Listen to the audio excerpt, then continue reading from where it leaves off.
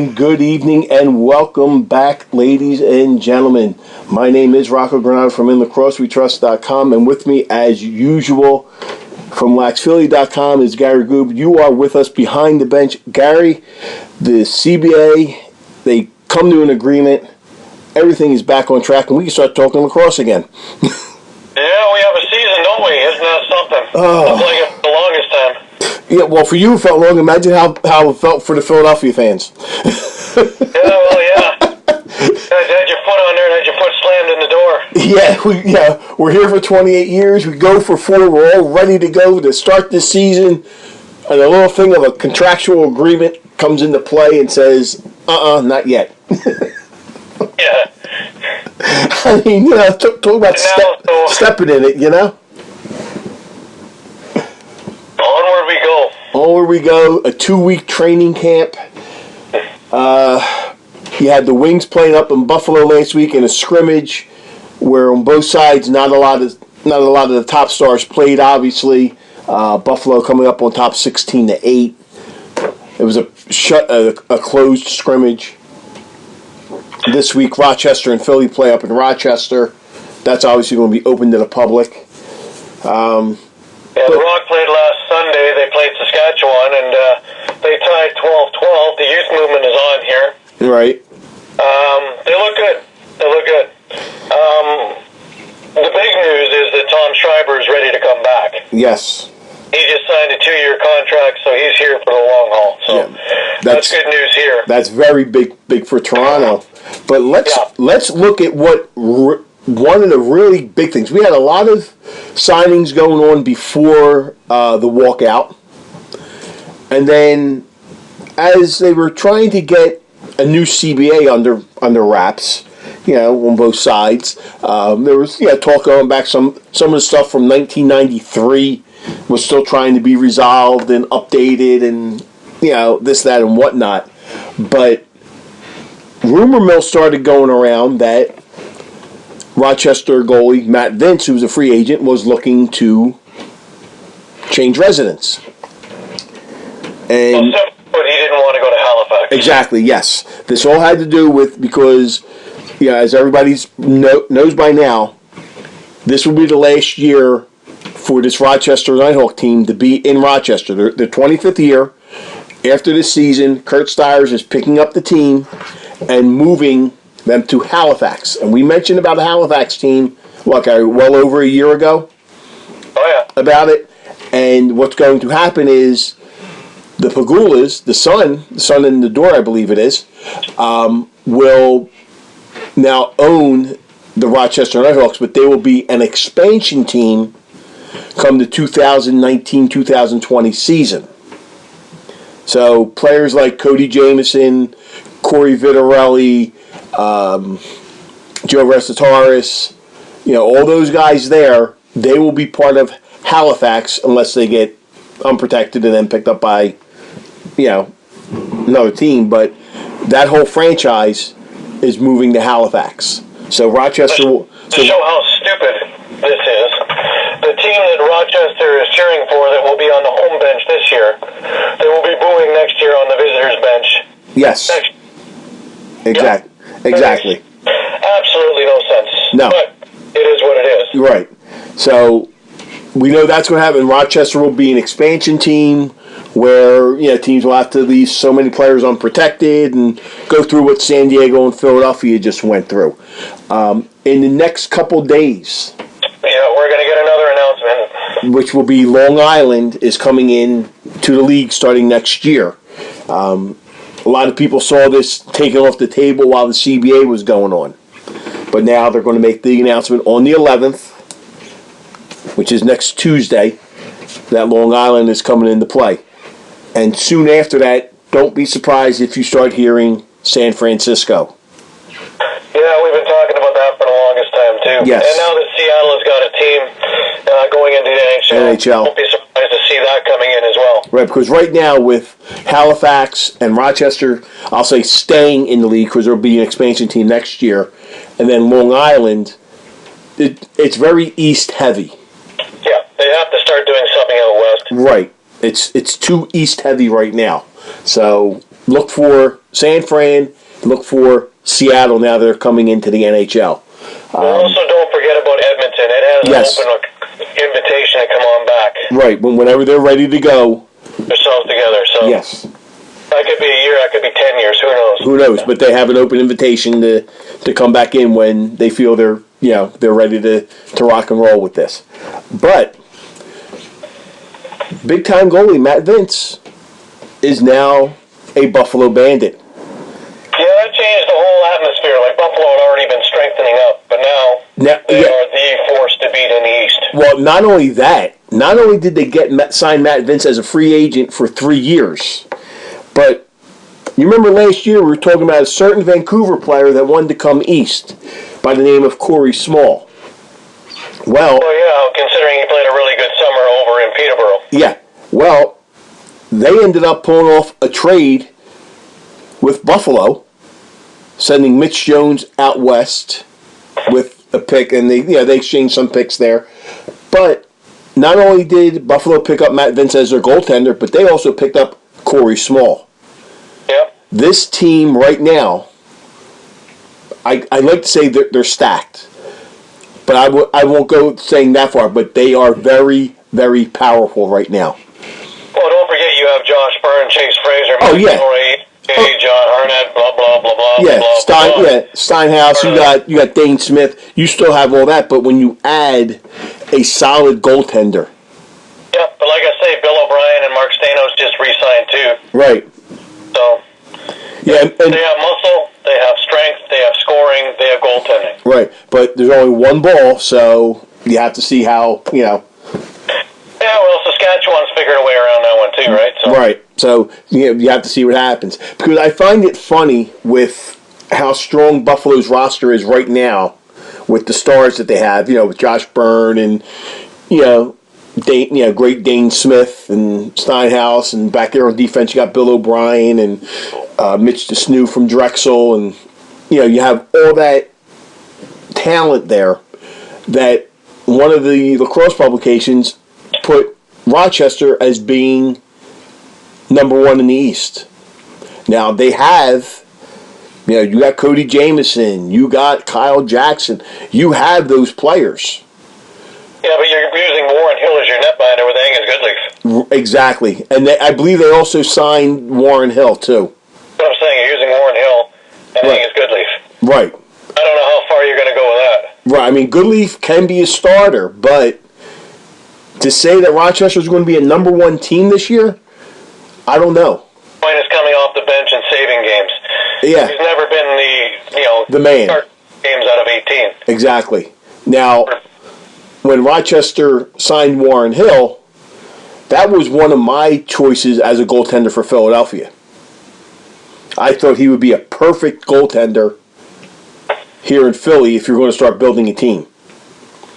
But Coach Day went with Doug Buchan, who goalied for him out in Peterborough, and backup of DeRuccio. So I don't know who's going to be the starter, who's going to be the backup. I'll say this: I trust Paul Day's judgment. He must know something about Buchan that the Philly fans don't. Now, the thing that surprised me is New England. They released Derek Suttons. Yeah, that is a shock to me. Well, look He's up on 300 games, isn't he? Yeah. Well, look how shocked we were when New England released Bill O'Brien a couple seasons ago. Yeah. It's very possible that Sudsy, as he's known as, may have been outplayed by a free agent or a rookie. And maybe they just don't, have the room for him. And with there only being 2 weeks at camp, that puts, a lot of pressure on everybody. When you're a veteran. I tend to wonder about New England because I don't see a whole lot of anything going on there. So. And it looks like they're just going to flat out rebuild. They got Crawford. That's about all I see. Yeah, I mean, I don't think Crowley hasn't even signed the franchise tag yet. Yeah. They had to meet the team party last weekend, and he wasn't there. There, I know. So, like I say, right now, all I see with there is Crawford. Right. So who knows what's what's going on there. But yeah, a lot going on with all the signings and players moving from one team to another. The draft was very interesting. Getting to meet some of the players there. The one big surprise in that was with the Wings when they went ahead and they picked Trevor Batiste as their second overall pick in the second round. After they picked up Cloutier, they went ahead and they said, "We need a face-off man," and they tapped Trevor Batiste on his shoulder and said, "We want you back in Philly." So that's going to be interesting. I mean, he went in one game 27 for 27 on face-offs. And I asked him about that. He said, I could have been a little better. How do you go better than 27 for 27? Oh, yeah. I asked him that. He goes, well, I could have been faster on the draw on some of them. I'm like, you won all 27. What do you... how else? But the players that were all picked, there was a lot of excitement in the air with everything. With Austin Stotts being selected one, obviously by San Diego, and then Chris Cloutier by Philly. Just everybody, Buffalo with their 2 picks. Everybody was waiting. Was Buffalo going to do the trade? What was going on? And they were going around talking to the 2 guys that they picked, wanting to know if they wanted to come to Buffalo. And they did, and they said, okay, fine. They're not going to do the trade, and they did what they did. But also, big thing, Brody Merrill. Yeah, but I said this a while ago. As soon as I heard he wasn't coming back to Toronto, I knew he was going to San Diego. Yeah, I didn't really think he would go because of his job on the East Coast, at the school. So, I would have thought that too, him going there. But then I'm thinking, well, he's the coach over at the Hill Academy. That might be kind of tough. I know as much as he would want to play for his brother,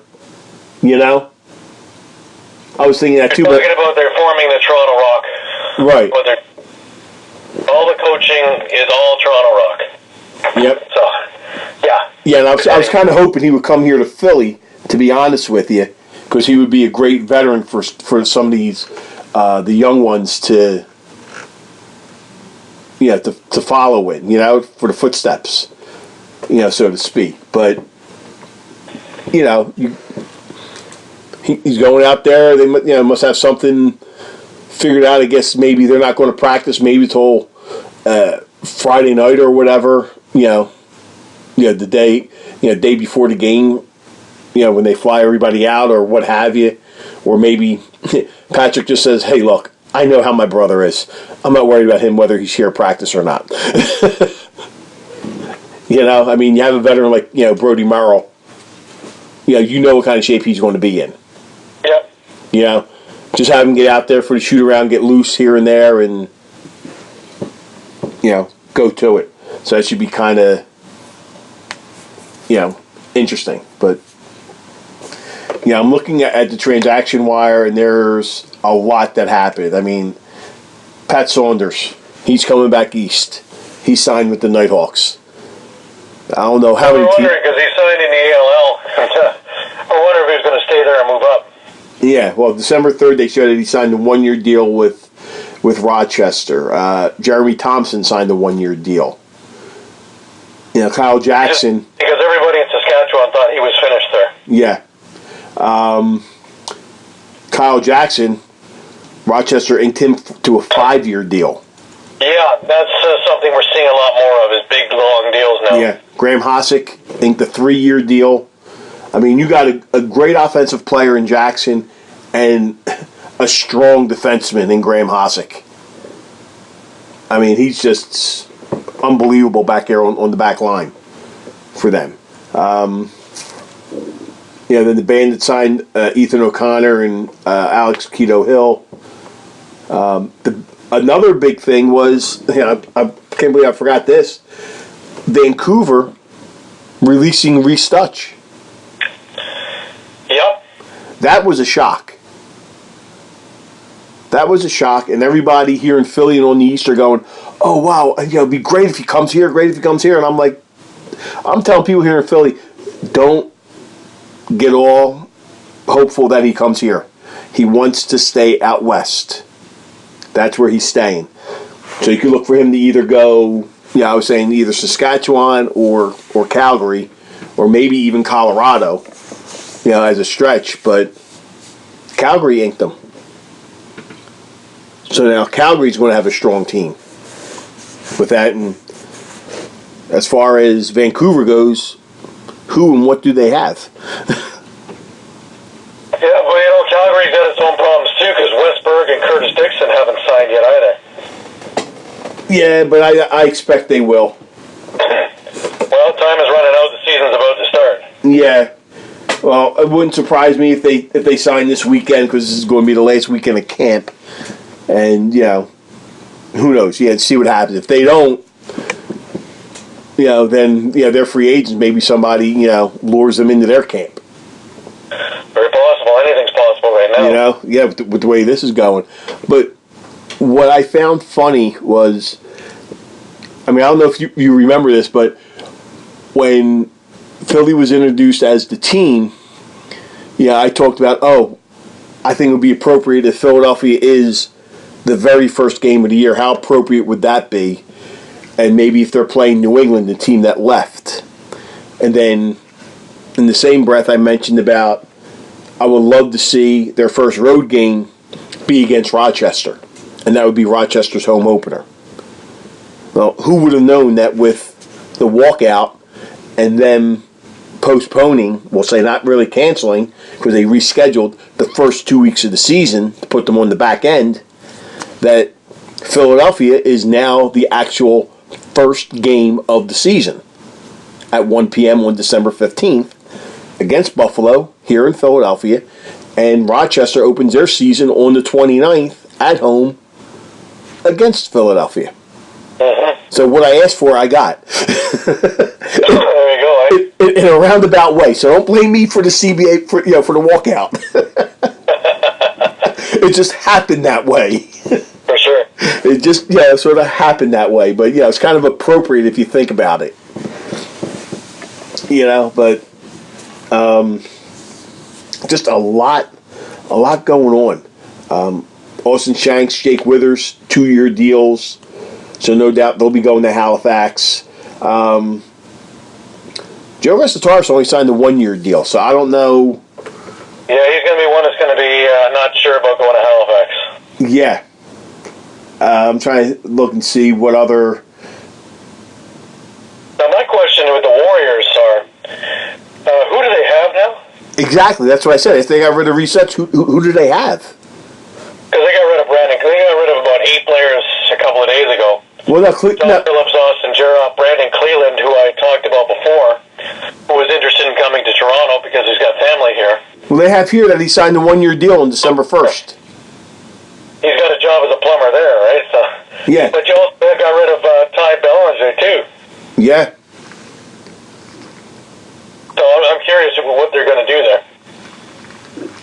Yeah, because they signed Mitch Jones, Travis Cornwall, Messenger, and Cleveland to 1-year deals. That was in the beginning of the month. Travis Cornwall just go to Saskatchewan for a trade with him? Who? He went on a trade. Travis Cornwall is now in Saskatchewan. Really? Yeah.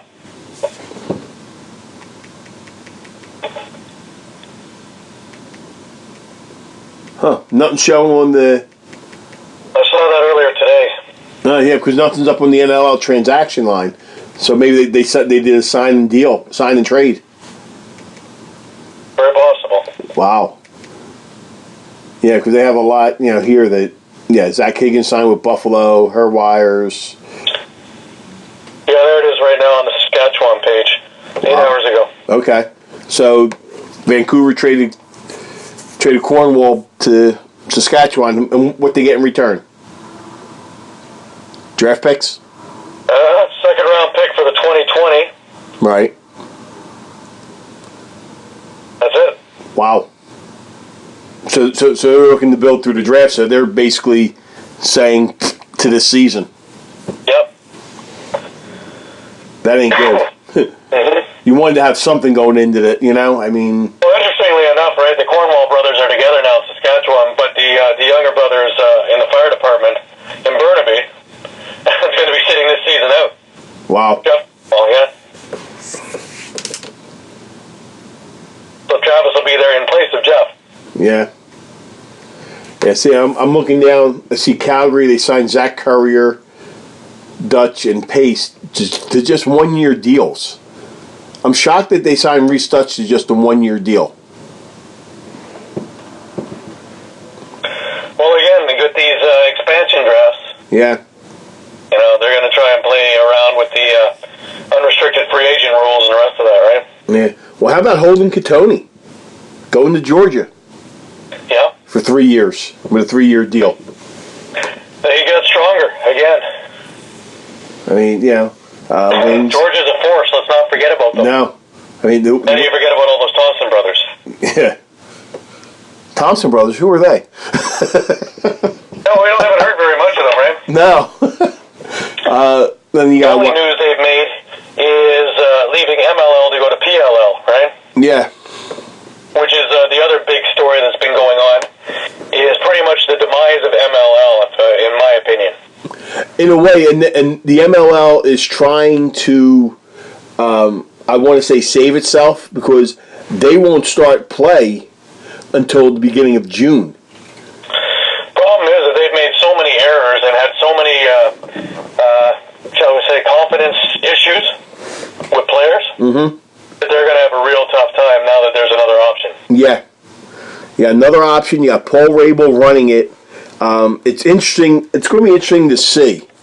And I'm hoping that one of the cities he comes to is here in Philly. Because I would really like to see this product that he put together. You know, he wants to go to other cities that don't have an MLL team.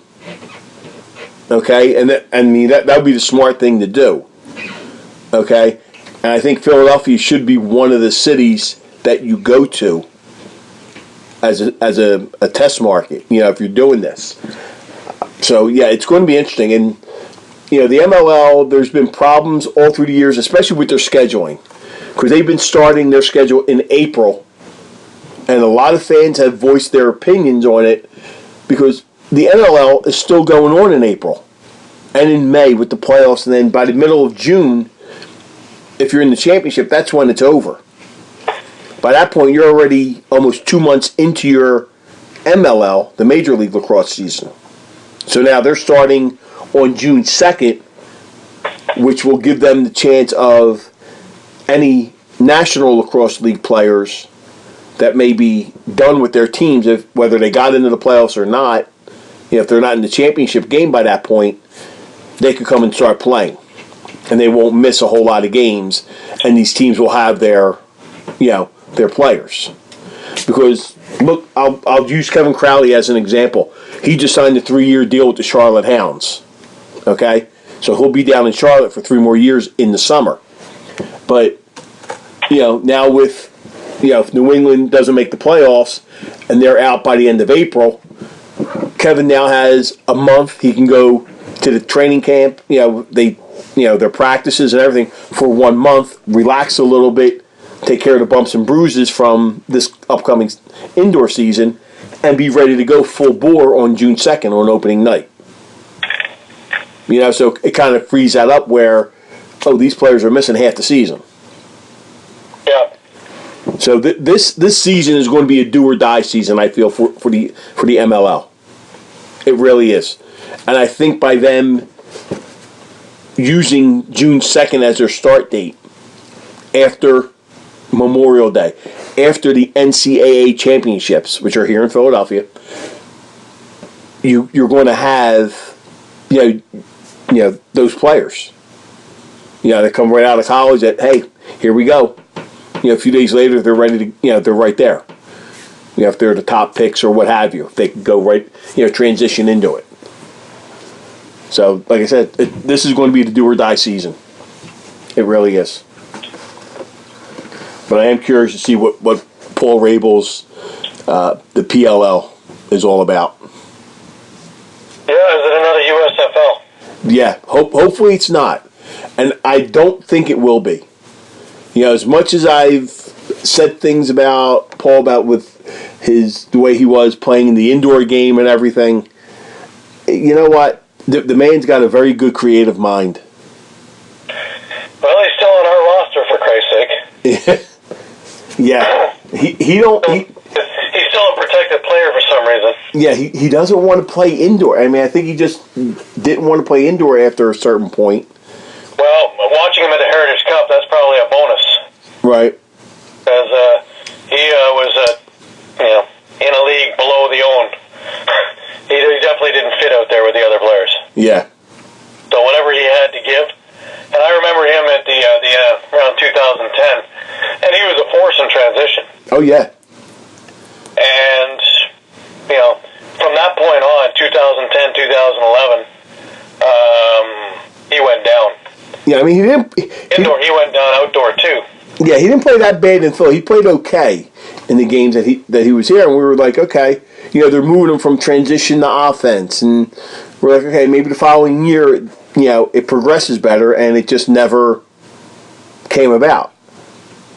He didn't report to camp. He didn't, that was it. And then Toronto said, hey, we'll pick up his contract, and he's been sitting the same way. I mean, he's a great outdoor player. No ifs, ands, or buts about that. Yeah, whatever money they paid him, they got that back by him doing clinics here. Right. So Jamie didn't lose anything getting him, but he's just sitting there doing nothing. So. Yeah, I think it's just a matter of holding him until the contract runs out, and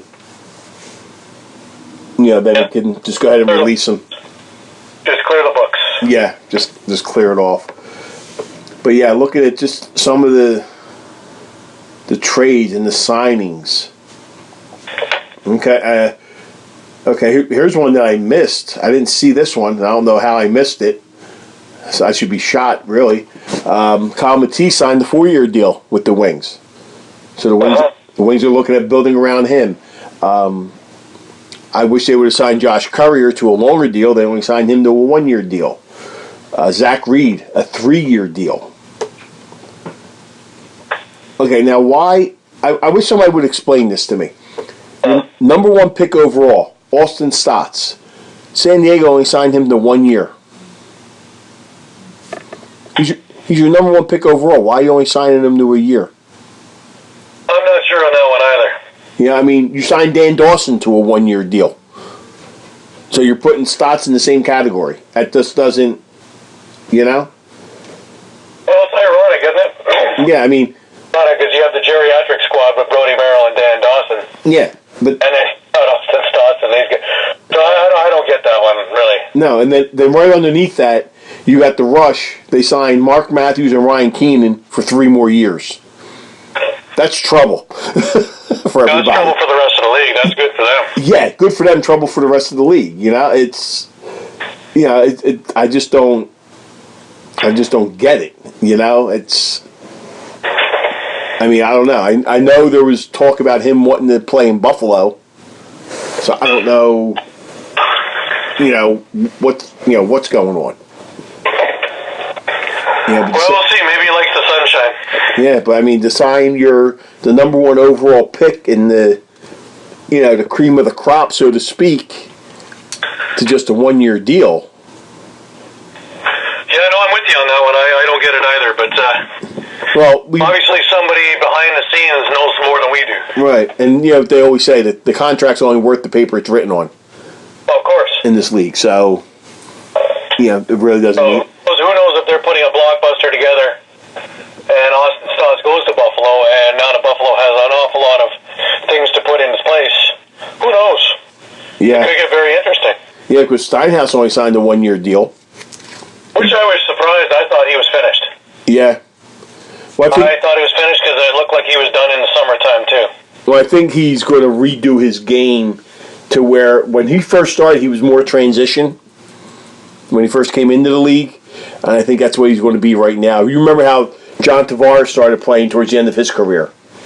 Uh-huh. just coming off the bench and and doing that. Oh, and speaking of coming off the bench, I guess it's time to get the Band-Aids out again. Yes, sir. The door opener of the NLL, Tyler Carlson, signed a one-year deal.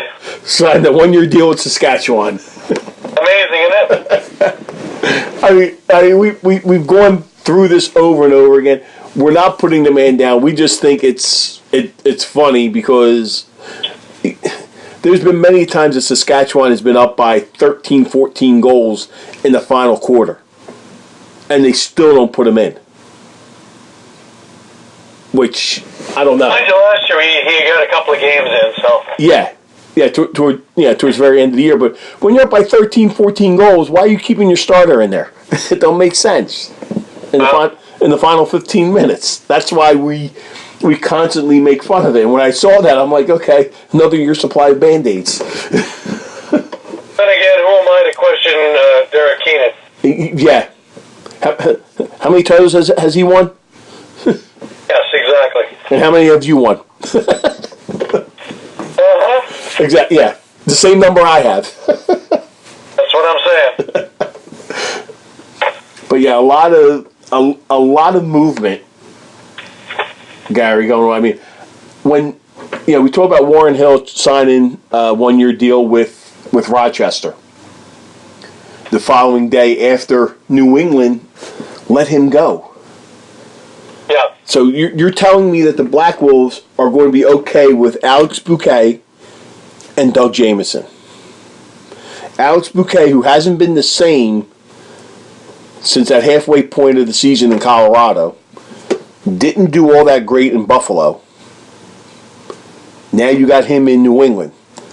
Most likely, he really wasn't much of anything in the summertime, whereas last year he was there. Right. He was the guy. Yeah, last summer, year before, summer of 2017. Yeah, he was that. He was the king. Yeah, now, no. No, he's the court jester right now. Oh, yeah, he was.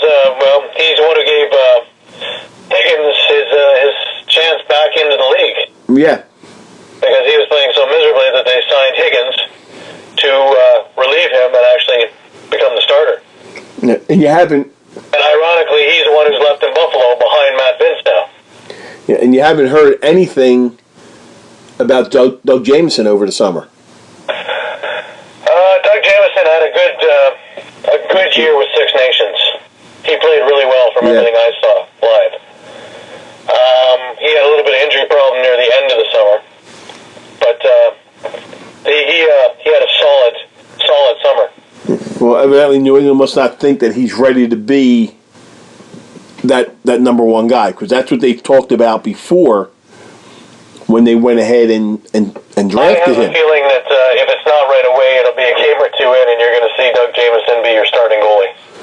I have that feeling because when the nets are a little bit shorter, a little bit smaller, Bouquet seems to be okay. Add those 4 inches, and all those shots that are going to the corner are going to top corner. I'm kind of curious to see what. Buffalo learned that the hard way. Yeah. To see what he does this year, to see what happens, because you're going into the season with a slumping goaltender and a young goaltender that really hasn't gotten a lot of playing time yet. Right. And you don't have one of your big centerpieces in Kevin Crowley signed. You offered him the franchise tag, and then that's when the CBA lockout happened. And there's no word anywhere, any place that I can find, saying that, Kevin signed, he accepted the franchise tag. Because I think that's something that, the money amount hasn't come out on that. Because, like I said in the beginning of the show, he did not show up at the meet and greet last weekend. No, but he has a habit of not doing that because of his business in Philadelphia. He didn't do any of that in Toronto either. He didn't come to practices or that. Right. It's just too much for the flying. Yeah, well, you can't say that because you have Brett Manny who flew out there. Brett Manny and Kevin Crowley are in two different realms. There's an awful lot more business going through Kevin Crowley, and I'm sure he's got some leeway from the team. Yeah, but otherwise you'd be reading about how he's being fined and this, that, and the other for not showing up. Then again, maybe they wouldn't put that out there about him being fined, but he also hasn't signed any deal either. Yeah, well. So, I mean, watching Bill O'Brien's show last night, he said, you can't participate in camp. If you're not signed. If you're not signed, right? So. Right, it's not just a walk on. How are you? Right. So he, he's not going anywhere. Don't worry, he'll be there. Oh, I ain't worried. I mean, if he don't sign, he can just stay right here in the backyard. Yeah, I don't think that's going to happen. No, I don't either. But not signed. You haven't heard anything. I mean, I haven't seen any of these teams put a franchise tag on anybody. No, maybe that's. I don't know. Maybe that's part of the CBA. I don't know. I don't. Because Kevin told me that they offered him the franchise tag the day that they unveiled the Wings New Jersey when they showed the colors. Since then, we've gone through a CBA and lockout and all kinds of other things. So right, and we have it. I don't know exactly what's in the CBA. Right. I mean, I didn't hear figures or anything, but I heard that something about the franchise tag that either they really didn't put an increase on there, or the increase that they did, it looked like they basically did nothing. Well, it's 38.5 going into it, so right. It's boring, and all of a sudden being big numbers, it's not going to be much. See, and that's one thing I want to find out, because they, on one of the deals that they put up, the proposals, I'll say, not deal, that they put down on the table, the players wanted another active player on the roster. But the owners then turned around and said, well, if that's going to happen, that extra money's coming out of everybody's paycheck. So everybody would have to take a little bit of a reduction in pay to make up for that player. So you know what I mean? Like if that player was getting paid. Talking about guys like Pagula, Stiers, Quick, Comcast, starting to worry about an extra $15,000 onto the payroll. Yeah, I mean it was kind of like them saying, okay. That's where someone like me shakes his head and goes, what? Yeah, like if you wanted to put another player, if you wanted to make it 21 players, and that player was to make $20,000 this season, well, every player's got to pitch in $1,000. We're reducing your pay by $1,000. like I say, when you're talking about companies like Comcast, or Pagulas, right, or Joseph Tsai, or Dalwick, or it goes on, or Urban, or it goes on, on and on. So I don't know what to believe. You shake your head when you're talking about $15,000 or $20,000. Where Georgia can't get 7 people in the building, counting the workers. Arlotta doesn't seem to care. Yeah, counting the workers. Right, and he doesn't seem to care because he never heard a word about it. No. Years. And now we're going to worry about having one more player on the roster who can help you. Oh, okay. Yeah. This makes complete sense to me. Well, This comes from the realm of moving a team to Halifax to have the fans cheer and then boo. Right. Okay. Well, at least we're consistent. Consistent, right. We may be going down to Georgia towards the end of the season when the Wings are down there in April. My wife and I were talking about it. We might go down there and take our daughter down there for her birthday. Be a different road trip and see their last, you want to go in the middle of February, in the middle of April. It's a little bit warm over there. That's fine. The Wings aren't playing down there in February. They're playing down there in April, and plus it's near her birthday. So we figure, we do something like that, make a little difference. Maybe, I want to get a look at these large crowds that they say they get. Well, you may have to stand in line to get in. Yeah. I mean, I might be able to stand there and actually count the number of people on my hands that actually walk into the place. Well, 1, 2, 3. 3 people. You get your own section. Yeah. So it should be kind of interesting. I mean, the players, they said they didn't want long training camps. Some players didn't want to go to camp at all. Well, they got their wish. They got a 2-week camp. 2-week camp, yeah, and it's. I think it's going to show. I mean, maybe not for the established veterans, but for players like. I mean, I don't even want to say Austin Stotts because he played in the summer. So did Chris Clouche. But going from MSL to NLL, 2 different. Full duty too, because he played the MSL. He also played MLL. Right. Played indoor and outdoor. So. Yeah, and it's 2 different animals here. When you go from MSL indoor to NLL. Yep. We know the difference between indoor and outdoor, but playing in those 2 leagues, and just like playing WLA to NLL, or even if you go WLA to the MSL. Well, they're pretty much the same. Pretty much, but I've noticed a lot different styles of play.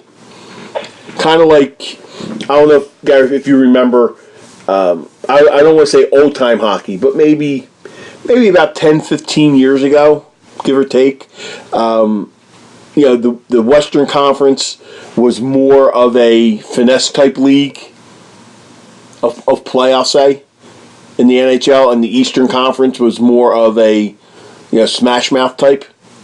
Uh-huh. That's how I look at the WLA and the MSL at times. Sometimes the WLA seems a little more finesse than the MSL.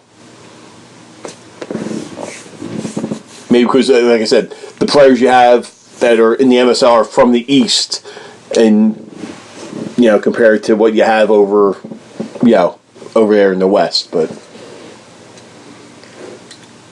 All I know is we have a new agreement. It's another 7 years, I believe, with the 2-year option after 5. Well, we'll see what happens. Yeah, well, what they should do is after the 5th year, seriously start talking about new things and get everything rolling, because this league cannot afford to have another walkout or long-term CBA discussion like they just had. Especially if they're talking about expansion and bringing these teams in and wanting to do everything else. You got fans out there complaining about the season starts too early. Starting in December is too early. I'd rather it start in January. Well, you want it to start in January, but you also want more games. You can't get it both ways. It's going to be either, okay, if we start in January, we have to go to, 14, 16 games. If you want 18 or more, you got to start in December. Now, the number of bye weeks that a lot of these teams have, I think, is ridiculous. Yeah, it's nuts. Yeah, and I understand it goes a lot with arena availability.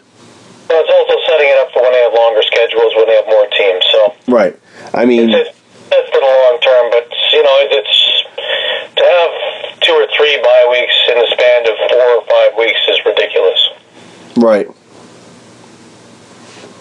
I mean, it's just it's just crazy. It just doesn't make any any sense at all. Just before we wrap up, I just want to say Toronto lost a player this week. Sandy Chapman, after a 17-year career, decided to call it a career. And if you want to talk about character guys, that's what's going to be missed with Sandy not being around. Yeah. Huge player's player guy.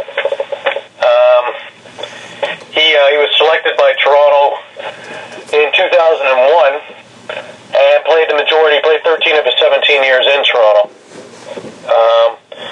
Won, I think, 4 of his 5 championships are here in Toronto. He won 1 with Rochester. He's going to be missed in this team. Yeah, big time. Big time going to be missed. That's just, you know... I mean, he was in the league for how long? I mean, it's... 17-year career. 17 years. I mean, that's just... Yeah, he came in at 20. He's 37 now, so... Yeah, I mean, that's... You know, the type of, you know, career that... But, you know, I say the youth movement is on in Toronto, and for all tales that I saw on Sunday, it looks like, well, their first half with more of the regular guys in, they were up 11-4, putting in the secondary players, and it became a 12-12 game. So, right. Rosie looked great. Rosie looked like the one who almost upset the Peterborough Lakers with the Oakville Rock in the summer. Because he stood on his head in that series. Anybody who's got any complaints about Rosie, you're nuts. You're nuts. He's a solid goalie, and having him there, any team can win. So, I'm looking forward to the year that he puts in.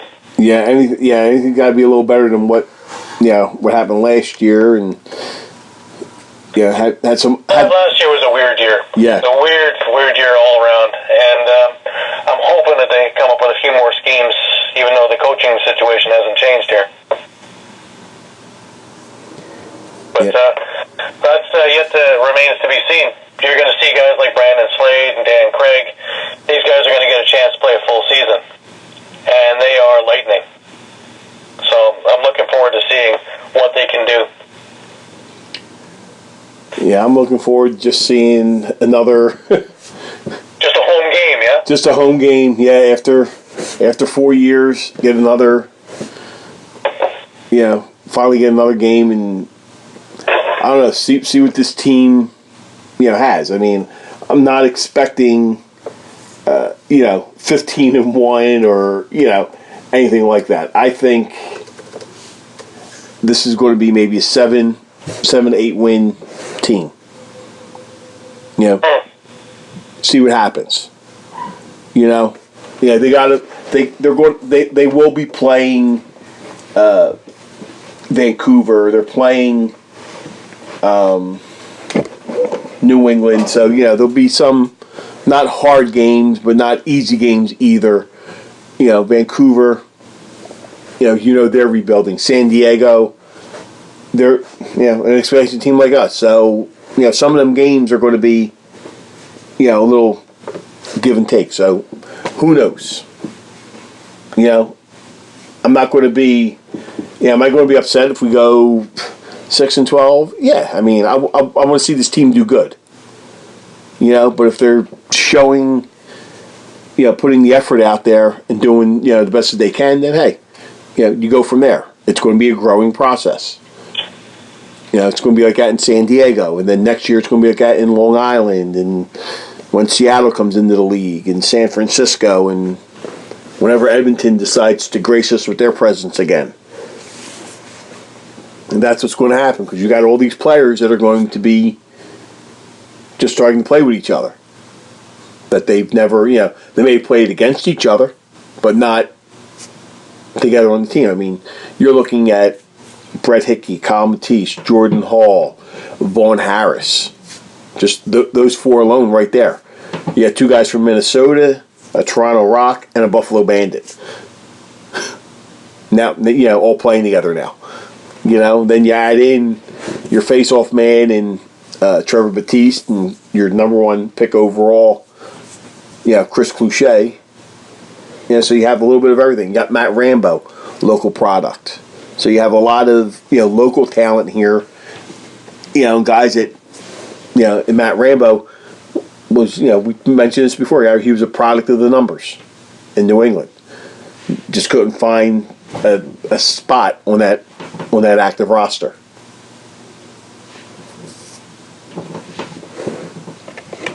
So that's where we have to hope that something, works out for him.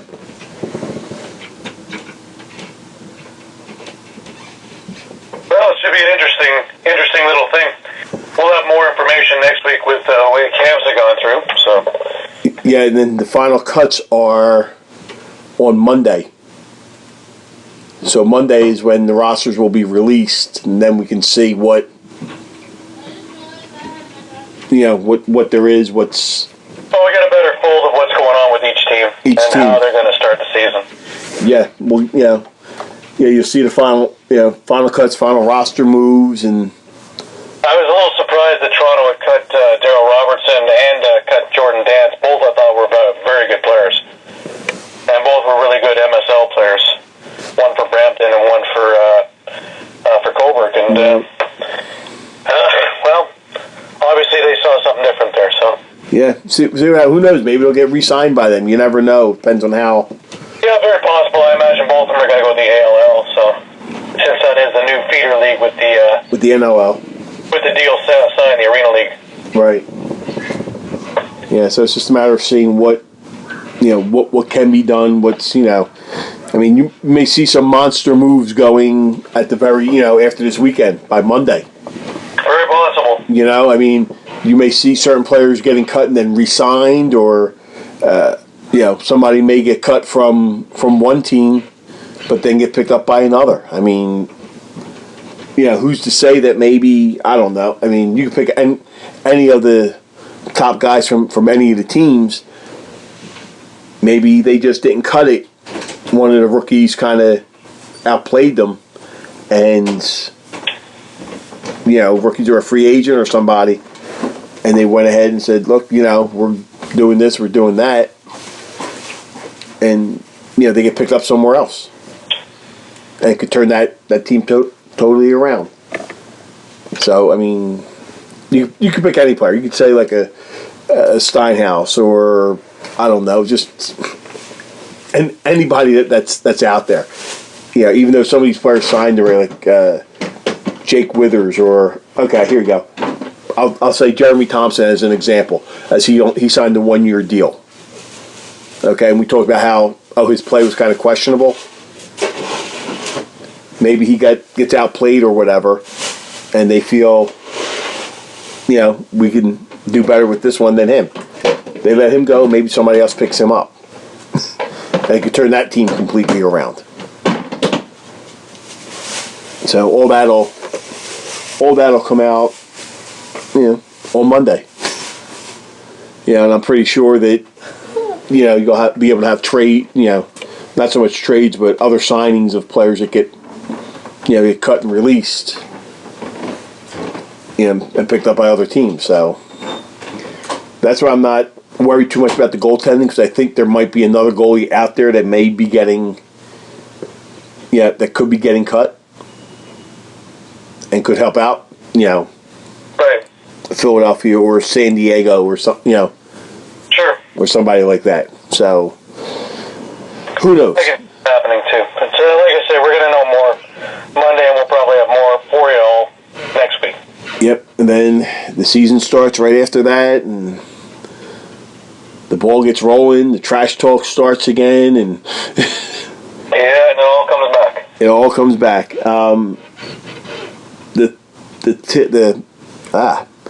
The webcasting is not through NLL TV anymore. It's Bleacher Report. That's on the NLL website. So you go there, you order it. The only thing I don't like, I looked at it. It's $40 for the season, but you can only view it on 2 devices. So it's not like NLL.com where you can, as long as you have it, you can have it on multiple devices if you want. I remember having 2 laptops and my iPad hooked up, watching 3 games on 3 different devices. Now it's only going to be on 2.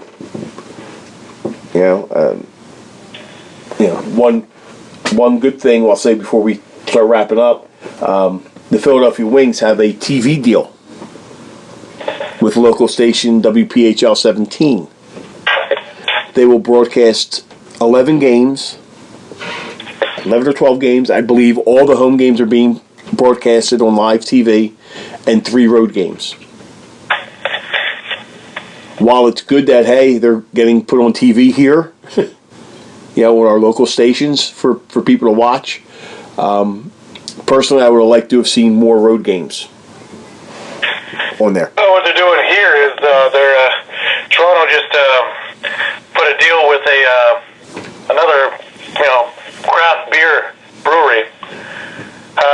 Beer is what they're doing, but their viewing room in their brewery will be showing away games.